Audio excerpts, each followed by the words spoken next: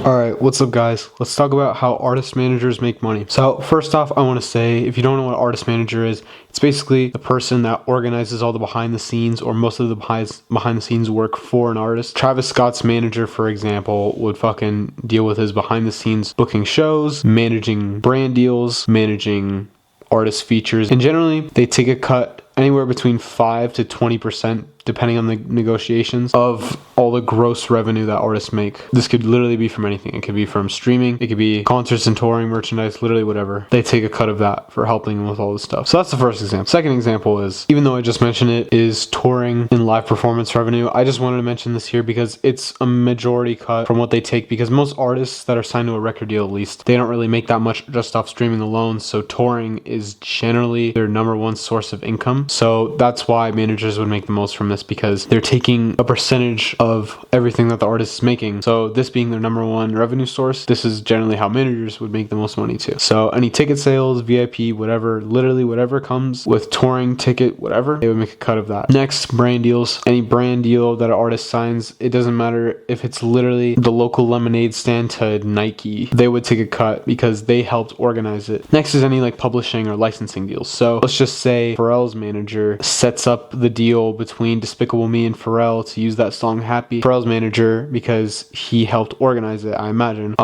would take a cut of whatever Pharrell made from that publishing deal, because they definitely had an upfront payment to Pharrell to use that song. Feel me? This could also be if an artist does video games, TV shows, any kind of publishing deal, and all the royalties that they make for every time that song is used. So every time Despicable Me is played, Pharrell gets paid as well. His manager at the time would be getting paid for those deals. But if they do switch managers, I imagine it would switch up. And it depends on the contract. Some managers have like contracts where they would still make money off the royalties even if they ended up moving with a new artist. I imagine some managers have a different type of thing, but it really depends on how greedy they are, I guess. The next subcategory I want to go into is long-term contracts. So as you know, the manager takes a cut of the artist's revenue. We know that. But what happens if the artist ends up switching managers? Well, some managers will put in something called a sunset clause, where basically how it would work is like over time, the manager would still be making cuts from whatever the artist makes, but I guess over time it would slowly deplete, because it's a common thing for people to switch managers in the industry. So you don't want some random fuck just owning your masters. The next category kind of ties into this as well, which is like equity and art and ownership. This, some managers in the industry will do. They might sign this deal where they'll own a part of an artist's brand or some kind of equity in them. This isn't as common, but it does happen because, you know, the industry can be greedy sometimes. The last category I'm gonna go into is like consulting fees.